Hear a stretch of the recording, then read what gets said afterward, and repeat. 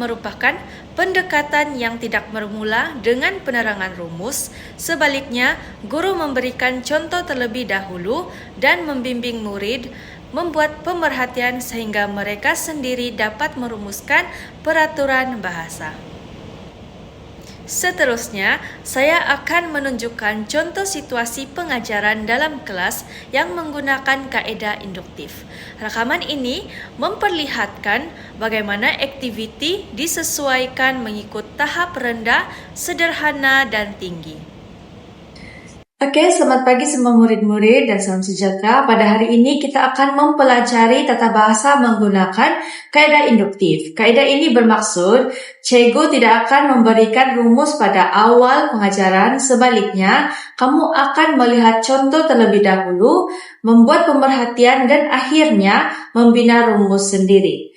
Cikgu mahu kamu berpikir secara aktif dan cuba mengenal pasti pola bahasa berdasarkan contoh yang diberikan. Baiklah, kita akan mulakan dengan aktiviti yang pertama. Oke, baiklah. Coba perhatikan gambar-gambar yang cikgu paparkan di hadapan. Sekarang sebutkan nama objek atau tempat yang kamu lihat dalam gambar-gambar tersebut. Baik, sekarang cikgu tuliskan beberapa perkataan di papan putih seperti sekolah, pasar, Ali, dan Kuala Lumpur. Oke, sekarang perhatikan perkataan-perkataan yang ada di depan ini dengan teliti. Adakah semuanya sama? Pikirkan perbezaan antara sekolah dengan Kuala Lumpur. Apakah yang membedakan kedua-dua perkataan ini? Selain itu, perhatikan juga huruf pertama bagi setiap perkataan.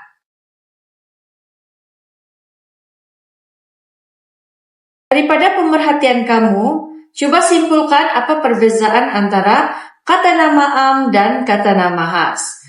Baik, berdasarkan pemerhatian tadi, kita boleh merumuskan bahwa kata nama am ialah nama umum bagi orang, tempat atau benda. Kata nama khas pula ialah nama khusus dan ditulis dengan huruf besar pada awal perkataan. Jadi di sini kamu kenal pasti di mana kata nama am dan di mana kata nama khas. Contohnya,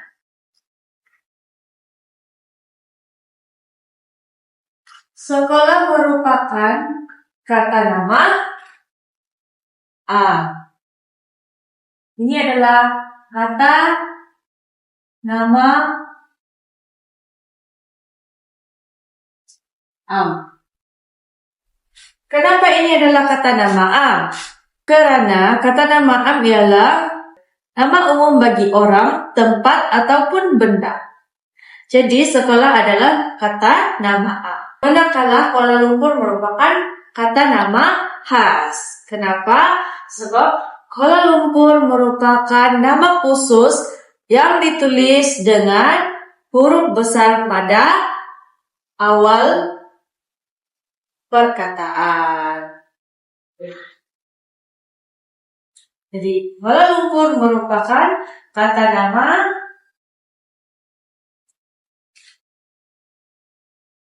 khas.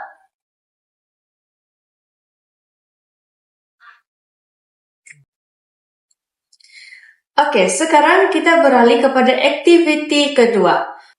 Coba baca dialog pendek yang cikgu tulis di depan ini. Fokus kepada perkataan yang menerangkan sifat atau keadaan sesuatu benda.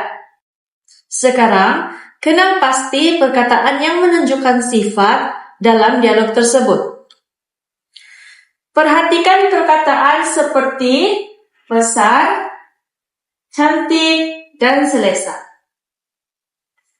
Apakah fungsi perkataan-perkataan ini dalam ayat? Adakah ini menerangkan nama benda atau orang? Dalam pemerhatian kamu, coba rumuskan apakah yang dimaksudkan dengan kata adjektif. Baik, kita boleh simpulkan bahwa kata adjektif ialah perkataan yang menerangkan sifat atau keadaan sesuatu, kata nama. Sekarang, kita lihat contoh yang lebih kompleks. Coba baca ayat ini dengan teliti. Saya pergi ke perpustakaan karena ingin meminjam buku, tetapi perpustakaan itu sudah tutup. Perhatikan struktur ayat ini. Adakah ayat ini terdiri daripada satu ide sahaja atau lebih daripada satu? Kenal pasti perkataan yang menghubungkan dua bahagian ayat tersebut. Fikirkan fungsi perkataan seperti kerana dan tetapi. Kenalkan fungsi ayat ini dengan betul. Jadi, fikirkan fungsi perkataan ini seperti kerana dan tetapi. Daripada pemerhatian ini, apakah yang boleh kamu simpulkan tentang ayat majmuk? Oke, baiklah. Kita boleh rumuskan bahwa ayat majmuk ialah ayat yang mengandungi dua atau lebih klausa dan dihubungkan dengan kata hubung.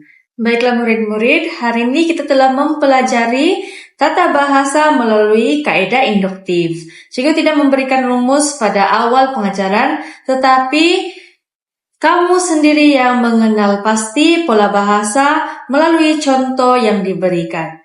Kaidah ini membantu kamu berpikir secara kritis, membuat pemerhatian dan membina kefahaman yang lebih mendalam terhadap tata bahasa. Sebagai guru, pendekatan ini penting karena setiap murid mempunyai tahap penguasaan yang berbeza. Oleh itu, penyesuaian aktiviti perlu dilakukan agar pembelajaran lebih bermakna. Sekian, terima kasih. Berdasarkan rakaman tadi, jelas bahwa kaidah induktif memberi peluang kepada murid untuk berfikir secara aktif dan membina kefahaman sendiri. Guru pula berperanan membimbing dan memastikan proses pembelajaran berjalan secara terancang.